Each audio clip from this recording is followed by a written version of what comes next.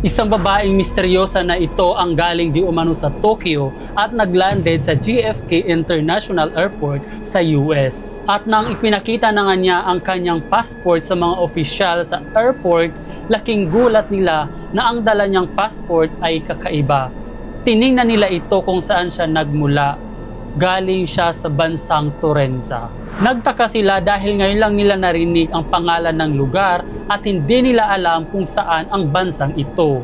Kaya naman ang kanilang ginawa ay pumasok sila sa loob para i-double check at doon nila nalaman na ang bansang Torenza ay hindi pala nag-i-exist sa mundo natin. Ano ito? Naligaw lang ba siya sa mundong ito at galing talaga siya sa ibang dimension? At ito pa, tiningnan naman nilang mabuti ang kanyang passport. Nakita nila ito na complete details mula sa database at biometric ay gumagana at totoo. At yung passport niya rin ay may tatak mula sa iba't ibang lugar na hindi nag-i-exist sa mundo natin.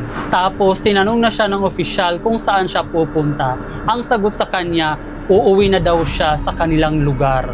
Sinagot naman niya ito na, "Ma'am, ang lugar na hinahanap mo ay hindi matatagpuan sa mundong ito." At yung itsura naman ng babaeng ito ay kakaiba. Dahil nga ay sila ay nahihiwagaan na sa kanya, ipinasok nila ito sa isang private room na may CCTV at iniwan mag-isa. At pagtingin nila sa CCTV ilang minuto lang, ang babaeng ito ay biglang nawala na parang bula na naglaho. Ano sa tingin niyo? Posible bang naligaw lang ang babaeng ito at totoong may ibang lugar sa ating mundo na hindi natin alam? Tunay kayang puno ng hiwaga ang ating mundo?